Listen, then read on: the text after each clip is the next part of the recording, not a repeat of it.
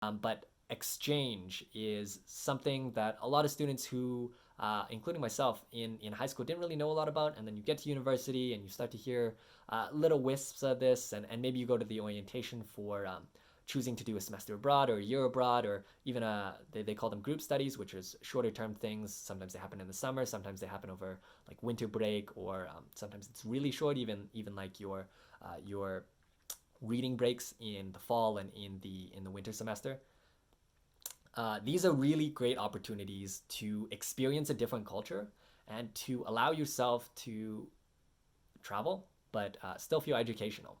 So for me, I did a semester abroad in Singapore, and that was a phenomenal experience for me. I left when I was 19, and they started their semester a month early, so my summer internship got cut a little bit short.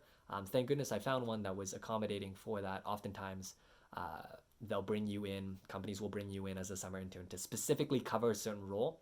But this one didn't, and so I was able to leave on my exchange a little bit early. It was a phenomenal experience to experience a different culture. Wow, I said experience a lot.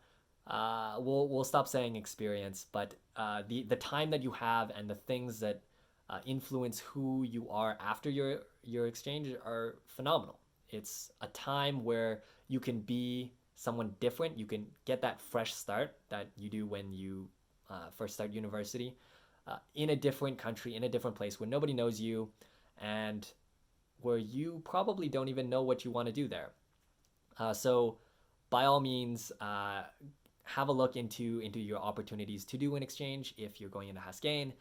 Usually, if you want to take Haskayne courses in the university abroad, they want you to have a business background. In my experience, having the knowledge of how to use Excel a little bit, and just some basic concepts, some basic economics, as well as how a business operates. Maybe just you don't really understand what corporations are and how they work, or basic accounting standards. I personally really wanted to take financial courses abroad, so I majored in finance, and I really wanted to see how different universities taught finance. Spoiler alert, it's pretty similar actually.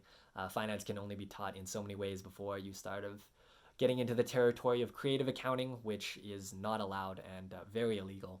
So when you look at finance, it's pretty similar, but other courses might be taught completely different. I took a strategic course as well.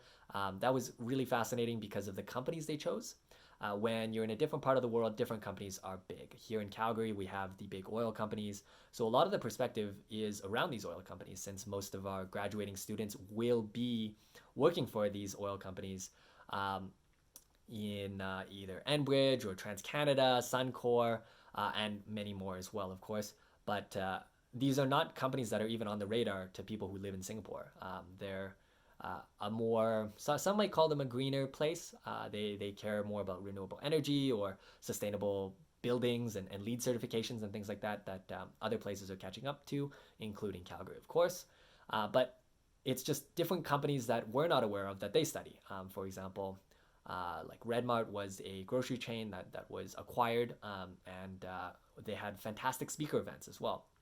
Something that's hard to understand if you've never experienced them are these sort of events that happen at bigger schools, and don't happen quite as often or to the same scale at smaller schools that don't necessarily have the larger alumni base, or perhaps the students who go off to these larger companies.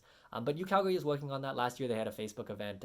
Facebook came to the University of Calgary, and so that was quite cool to speak to, again, people who work in the valley, live in the valley, have sort of lived that idea and then experienced that. So I've been talking for 31 minutes. This has been quite the interesting experience for me. Let me know if it's helpful to you, or anyone else. I think that's it for my knowledge here. Anyway, take care.